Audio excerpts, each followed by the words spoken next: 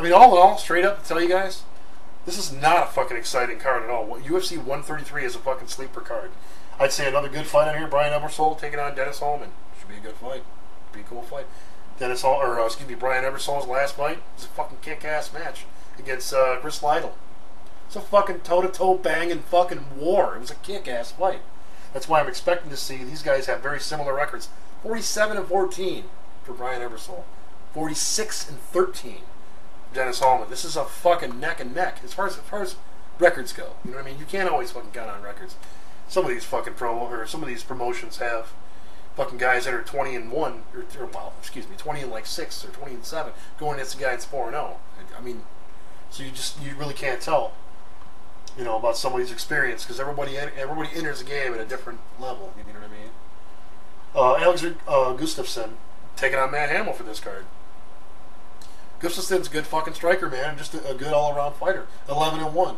Matt Hamill 7-4. I kind of give a little edge to Matt Hamill. I think he's good, but I mean, I don't know what kind of training Gustafsson's done recently. I really don't know, man. I have no idea. There's a lot, like I said, man. There's a lot of just a lot of mediocre fights that I don't want to say people don't really fucking care about, but there's a lot of fights on this UFC 133 that I'm not particularly that excited about, so I'm gonna fucking move on.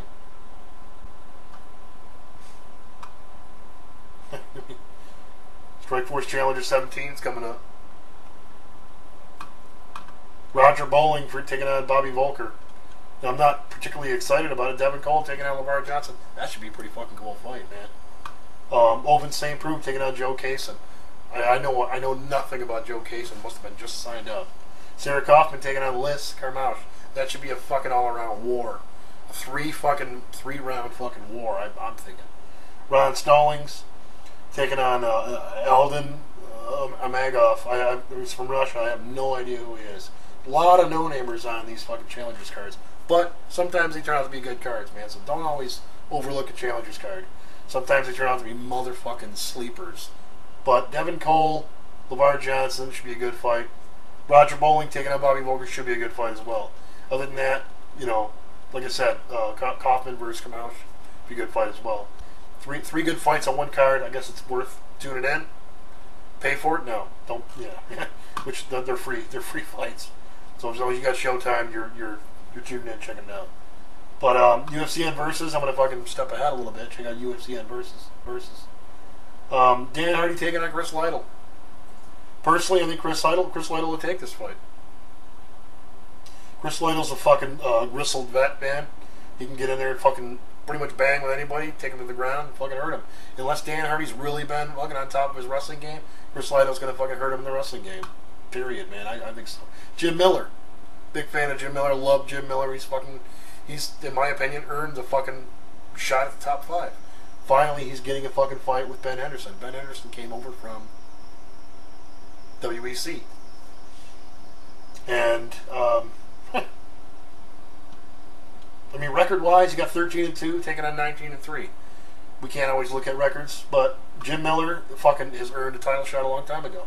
Ben Henderson has been champion for, you know, he's been champion and lost the belt. So, I mean, I see Jim Miller fucking taking it to the ground. Maybe try to outskill him on the feet. You know, because Ben Henderson's been known to kind of get caught in certain areas, stuff like that. Jim Miller's fucking slick on his feet. I don't give a fuck what anybody says. He's slick with his hands, slick on his feet. It's not always a great idea to go toe-to-toe with Ben Henderson on Ben Henderson's back. Ben Henderson can fucking submit you that way. It's not always the smartest idea to go with, but Jim Miller, I got full fucking confidence in Jim Miller. It'd probably be a very tough fight for Jim Miller, but he'll get it. I think he'll get it done. Charles Oliveira taking on Donald Cerrone. Charles Oliveira looked really, really good. Oliveira's got a great fucking record, but he got made a fool of in his last fight. I can't remember the fucking person that he fought. Donald Cerrone taking on Charles Oliveira. I'll tell you, whoever wins this fight is really a fucking telltale. It's a telltale night for both of these guys, because both these guys have looked really, really good, and they've looked really, really bad in certain other situations. So, Amir Sadala taking on Dwayne Bang Ludwig. I gotta fucking weigh in I gotta fucking be in Ludwig's corner, man. Ludwig has not done amazingly well in all aspects, but I mean the guy has so much fucking experience, man. How can a Sadala 6-1 come in here and fucking manhandle Ludwig? I just don't see it, man. Ludwig's good all around, you know. It actually is the official guy for the shortest UFC knockout, which was 4 seconds over. Damn it, what's his name? Jonathan Goulet. Knocked out Jonathan Goulet in fucking like 4.5 seconds, man. That's the official shortest knockout of UFC. It's not the guy in Dream, you know, where it fought Overeem or whatever. Got knocked, you know, got his fucking block knocked around. Which I'm talking about. Damn it, big fucking Neanderthal, fucking big guy. Had the shortest knockout at so many seconds or whatever it was. No, it was Dwayne Ludwig. And it's on tape somewhere, man. Just search for it. Dwayne Ludwig, fucking 4-second knockout. You'll find it. It wasn't Todd Duffy. Everybody thinks it was Todd. That wasn't Todd Duffy. CB Dalloway taking on Jared Hammond. Okay, Joseph Benavidez taking on Eddie Wineland. That should be a cool fight, man. That should be a pretty cool fight. Wineland's been known to fucking come in there, do really, really good for like the first two, all the way up to the beginning of the second round, you know, and then kind of start to slow down a bit, kind of not gas out, but you know what I mean, kind of lose a little fizzle. If Benavidez can fucking get in there and stay in top form, man, he can pull out a good decision, kind of what I'm thinking, maybe. Some other good fights on there, though. You got Bruce Leroy, Alex, whatever the fuck it is, man, Caceres, off the show, looking like a fucking chump. We're talking all kinds of smack, taking on Leonard Garcia. This is a fucking great matchup. It's a fucking great matchup. You got these two guys. Leonard Garcia can fucking beat the shit out of all the air around you and not land a single punch, but seem to win the fight. Judges seem to love him in that aspect. Alex is... Hopefully he can find something in that fight. I don't get it, man. 4-3 taking on Leonard Garcia at 15-7. You know, but you know what, Garcia, you know, hasn't really stood out that great lately, in my opinion. It's not an incredible fucking card, you know. So I don't know, man. Like I said, man, it's not a fucking amazing card, but it's got some good fights on it for a UFC on versus 5. It's a fucking great card because it's fucking free, completely fucking free. So that's about it, though, man. I'm gonna get out of here. This is way too much stuff. I probably just did a 37-minute, 40-minute, 45-minute video, and it's friggin' insane. But it's good to be back on, man. I'm glad you guys tuned in, man. I appreciate it. Hit the subscribe button, wherever it may be. And last few people to hit the sub button recently, man. I really appreciate it, man. I got a couple more subs. And a couple friend requests, too. You guys know who you are, man. I appreciate it. In the last couple weeks, man. Big time. A lot of people coming out, joining us. So, like I said, man, Facebook, Legal Elbow Radio on Facebook, man. We're on there.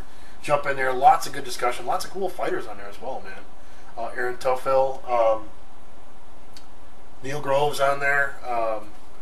We're always in contact, you know, now and then with Paul Buentello. Some fighters just will not be in your show. Which happens from time to time. It's cool. I get it. Neil's got some causes, stuff going on there, so go on there, man. You know, jump on board with the causes. He's got some good charity work, stuff like that. Support the guy in his charities because he's out there fighting for a good cause, out there fighting for his family. Shout out to you, Neil, man. Everybody, thanks a lot. Like I said, man, sub, legalelbowradio.com. Head over there, take a look, man. I haven't been over there in a little while. I've just been so busy, man. I supervise a manufacturing shop. It's tough to get enough time, but I'll see you guys next time, man. Thank you very much. Radio show should be coming here soon. blogtalkradio.com, Legal Elbow. We'll see you, man. Take care, guys.